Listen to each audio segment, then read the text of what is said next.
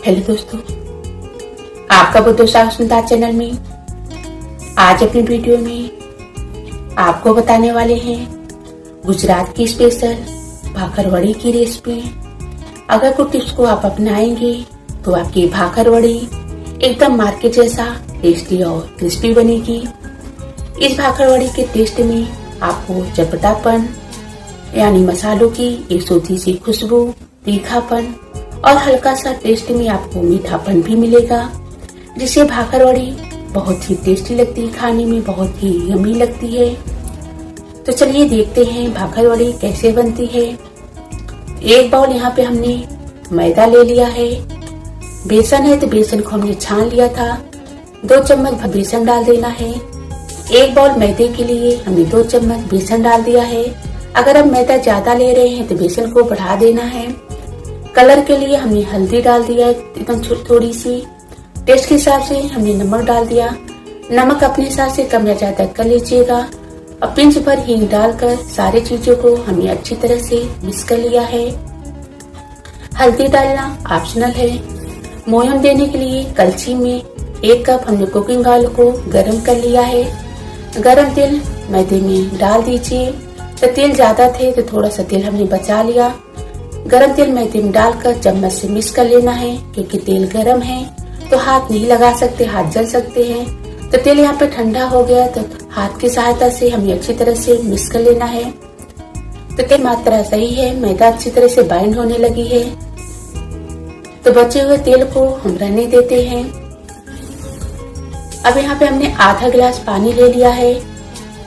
थोड़ा थोड़ा पानी डालकर पानी के छींटे मारते हुए मैदे को हमें सख्त चिकना गूंथ लेना है, पूरी की आटे की तरह। तो मैदे को हमने गूंथ लिया है। गूंथे हुए आटे को एक प्लेट से ढक दीजिए 10 से 15 मिनट के लिए, कि आटा अच्छी तरह से सेट हो जाए। पैन में 2 चम्मच हम साबुत धनिया डाल देंगे। 1 चम्मच सफेद तिल है। 1 चम्मच खसखस है। 1 चम्मच के लगभग हमने सौंफ डाल दिया। आधा चम्मच जीरा है। 2 चम्मच के लगभग यहाँ पर हम नारियल बुरादा डाल देंगे। अगर आपके पास ताजे नारियल है तो ताजे नारियल को कद्दूकस करके ले सकते हैं। 8 से 9 ब्लैक पेपर है यानी काली मिर्च है। अब गैस को हम ऑन कर लेते हैं मीडियम फ्लेम पे। इन मसालों को लगातार चलाते हुए 2 से 3 मिनट के लिए भून लेना है, जब तक मसालों का कलर चेंज हो जाए और मसाला से हल्की सी खुशबू आने लगे। क्योंकि अगर आपके मसाले कच्चे रहेंगे तो भाखरवड़ी अच्छी नहीं बनेगी। तो आप देख सकते हैं मसाले भून गए हैं और मसालों का कलर चेंज हो गया है। तो गैस को हमने बंद कर दिया। अब भुने हुए मसालों को हमने प्लेट में निकाल लिया, कि मसाला जल्दी से ठंडी हो जाए।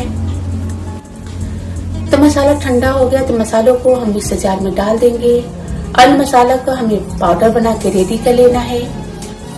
तो भुने हुए मसालों का हमने पाउडर बना के तैयार कर लिया है। तो चम्मच में लेकर देख रहे हैं मसाला अच्छी तरह से पिस चुका है, ज्यादा मोटा नहीं है।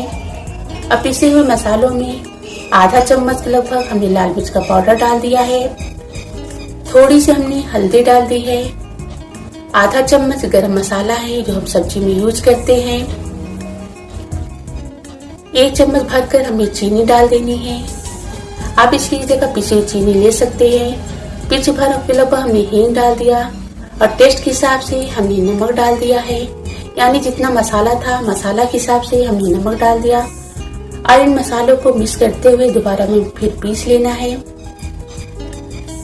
तो आप लाल मिर्च अपने हिसाब से कम या ज्यादा कर सकते हैं और हल्दी आपको एकदम थोड़ी सी लाल लेनी है कलर के लिए। तो भुने हुए मसाले का पाउडर बना के हमने बाउल निकाल लिया। तो जितना मैदा था मैदे के हिसाब से हमने सारे मसालों को रखा है। अगर आप मैदा ज्यादा ले रहे हैं तो मसालों की मात्रा बढ़ा दीजिएगा। तो 10 से 15 मिनट हो गए हैं। फिर आटे को दोबारा 2 मिनट के लिए मसल लेते हैं, चिकना कर लेते हैं। अब हम गूथे हुए आटे को 2 भागों में बांट लेंगे और 2 चिकना बॉल्स बना लेंगे। बॉल्स आपको एकदम चिकना बनाना है, क्योंकि बॉल्स अगर चिकने रहेंगे तभी आपकी रोटी चिकनी बनेगी। एक बॉल्स लेकर बेलन चलाते हुए हल्के हाथ से हमने एक बड़ी रोटी बेल ली है। तो आप देख सकते हैं रोटी को हमने ज्यादा मोटा नहीं रखा है, क्योंकि अगर आपकी रोटी मोटी रहेगी तो क्रिस्पी नहीं बनेगी और कच्ची रह जाएगी। तो किनारा का हिस्सा हमारा फटा हुआ था, तो किनारे के हिस्से को हमने कट करके निकाल दिया है। अगर आपका भी किनारा का हिस्सा इस तरह से फट रहा था, आप उसे कट करके निकाल दीजिए। तो यहाँ पे हमने इमली की खट्टी मीठी गाढ़ी चटनी ले लिया है। आधा चम्मच लगभग चटनी डालकर रोटी के ऊपर एक पतली सी लेयर बना दीजिए। आपको चटनी ही लगानी है, पानी नहीं लगाना है। तो आधा चम्मच चटनी डालकर हमने पतली एक लेयर बना दी है। अगर आप चटनी पतला रखेंगे, जब चटनी आप रोटी के ऊपर लगाएंगे तो रोटी नीचे से पसीज जाएगी। अब चटनी लगाने के बाद 3 से 4 चम्मच आपका मसाला डाल देना है। मसाला डालकर अच्छी तरह से हमने फैला दिया रोटी पे। फिर मसाले के ऊपर हम बेलन चला देंगे, मसाला अच्छी तरह से चटनी में चिपक जाए। तो मसाला डालने में आपको कंजूसी नहीं करनी है, मसाला आपको भर भर के चम्मच डालनी है। तो जितनी बड़ी रोटी है, रोटी की साइज है, उसी के हिसाब से मसाला डालकर मसालों के ऊपर आप बेलन चला दीजिए, जिससे मसाला अच्छी तरह से सेट हो जाए। तो मसाला अच्छी तरह से सेट हो गया है। अब नीचे से उंगली ले जाते हुए हम रोल बना लेंगे। एकदम पतला पतला दबाते हुए इसे रोल बना लीजिए और उंगली को आपको बीच से किनारे तक ले जाना है। तो आप देख सकते हैं हम उंगलियों को इस तरह से मोड़ते हुए एकदम किनारे तक ला रहे हैं और दबा के हमने पतला रोल बना के तैयार कर लिया। अब बचे हुए किनारे वाले हिस्से पे हम पानी लगा देंगे कि पानी किनारे वाला हिस्सा रोल में अच्छी तरह से चिपक जाए। अगर आप पानी नहीं लगाएंगे, जब भाखरवड़ी को फ्राई करेंगे तो कढ़ाई में खुल सकते हैं। तो भाखरवड़ी के किनारे वाले हिस्से में हमने पानी लगाकर अच्छी तरह से रोल में चिपका लिया है। रोल थोड़ा सा मोटा है, हाथ के साथ ऐसे इस तरह से रगड़ते हुए हम थोड़ा सा पतला कर लेंगे। ज्यादा पतला नहीं करना है, बस हल्का सा पतला हो गया है। तो किनारे वाले हिस्से को कट करके हम हटा देते हैं, क्योंकि मसालों को हमने किनारे तक नहीं रखा था, किनारा छोड़ के रखा था। तो किनारे वाले हिस्सों को हमने कट करके निकाल दिया। फिर भाखरवड़ी को एक बराबर साइज में कट कर लेना है। तो सारे भाखरवड़ी को हमने कट कर लिया है एक बराबर साइज में। तब चाकू को दबाते हुए इस तरह से भाखरवड़ी को कट कर सकते हैं। एक रोटी के हमने भाखरवड़ी बना लिए हैं। तो भाखरवड़ी को आपको हाथ में लेकर नहीं दबाना है, नहीं प्रेस करना है। ये भाखरवड़ी लीजिए और अंगूठी की सहायता से एकदम धीरे धीरे फैला लीजिए मीडियम साइज में। ज्यादा मोटा भी नहीं रखना है, ज्यादा पतला भी नहीं रखना है। अगर आप अंगूठी की सहायता से दबाएंगे तो जो भाखरवड़ी की शेप है, डिजाइन है, वो अच्छे सामने आएगी, आप देख सकते हैं। अगर आप हाथ से दबा देंगे तो जो इसकी साइज है वो अंदर से दब जाएगी। इसलिए आपको सारे भाखरवड़ी को अंगूठी की सहायता से इस तरह से हल्का सा दबा देना है, प्रेस कर देना है। तो आपको भाखरवड़ी को ज्यादा मोटा भी नहीं रखना है, ज्यादा पतला भी नहीं रखना है। देख सकते हैं हमने मीडियम साइज में भाखरवड़ी को रखा है। तो सारे भाखरवड़ी को हम अंगूठी की सहायता से हमने प्रेस करते हुए तैयार कर लिया है। बचे हुए रोटी पे हमने सेम उसी तरीके से चटनी लगाते हुए हमने मसालों को रखकर बेलन चला लिया और उसकी भी हम रोल बनाते हुए एक साइज का भाखरवड़ी बना के कट कर लिया है। तो यहाँ पे हमारे सारे भाखरवड़ी कट हो गए हैं। अब गैस की तरफ चलते हैं। गैस चलाकर हमने कढ़ाई रख दिया है। तेल हल्का सा गर्म हुआ तो हमने भाखरवड़ी को डाल दिया है। भाखरवड़ी डालने के बाद आपको गैस को स्लो कर देना है, गैस को तेज नहीं रखनी है, क्योंकि भाखरवड़ी को हमने रोल करके बनाया है। अगर गैस को तेज रखेंगे तो जो अंदर की रोल है वो कच्ची रह जाएगी। इसलिए जब भी आप भाखरवड़ी को फ्राई करिए तो भाखरवड़ी को एकदम स्लो फ्लेम पे फ्राई करिए, जिससे भाखरवड़ी अंदर से सिक जाए और एकदम क्रिस्पी बने।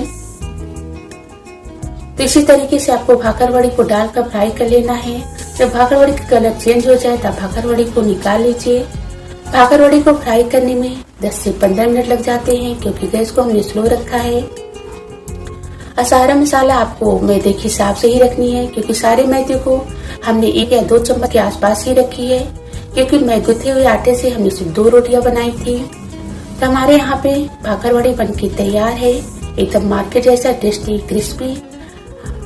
तो आप भी इस तरीके से भाखरवड़ी को घर पर बनाकर तैयार कर सकते हैं और ये भाखरवड़ी को बना के आप महीने तक स्टोर कर सकते हैं।